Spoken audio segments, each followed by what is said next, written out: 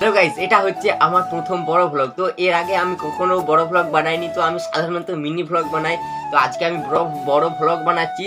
আর কিছু ভ্লগে ভুল ত্রুটি হলে অবশ্যই ক্ষমা করে দিবেন। তো এটাই আমার প্রথম ভ্লগ। তো আমি দেখো এখন সকালে উঠে পড়েছি। এখন সকাল বাজছে প্রায় 9টা বাজতে পড়েছে। তো এখন আমি ঘুম থেকে প্রায় উঠে পড়েছি। তো চলো ভ্লগটা শুরু করা যাক।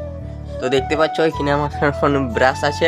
প্রথমে ব্রাশে কলগেটটা লাগিয়ে মুখটা ধুয়ে নিলাম। এই দেখি এক ডিবে ঝুড়ি ভাজা আছে, আর এটা একটু খেয়ে নিলাম। আর এদিকে মা দেখি গাজর কাটছে, কারণ মুড়ি গাজর ঝুড়ি ভাজা দিয়ে সকালের ডিনার নয়, ব্রেকফাস্টটা করব।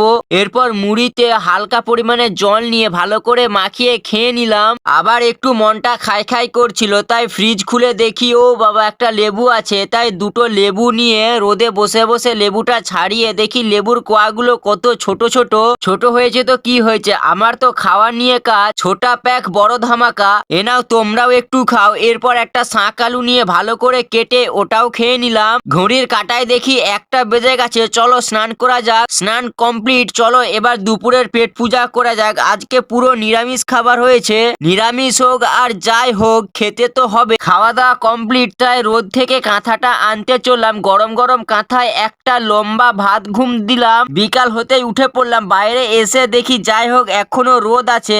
আর এটা হচ্ছে আমার ছোট্ট বাগান, আর আমাদের বাড়ির পাশে এত বড় মাঠ, মানে চাষের জমি। এরপর সন্ধ্যা হতে ইয়াম্মি ক্রিম বিস্কুট দিয়ে ভ্লগটা শেষ করলাম। বাই।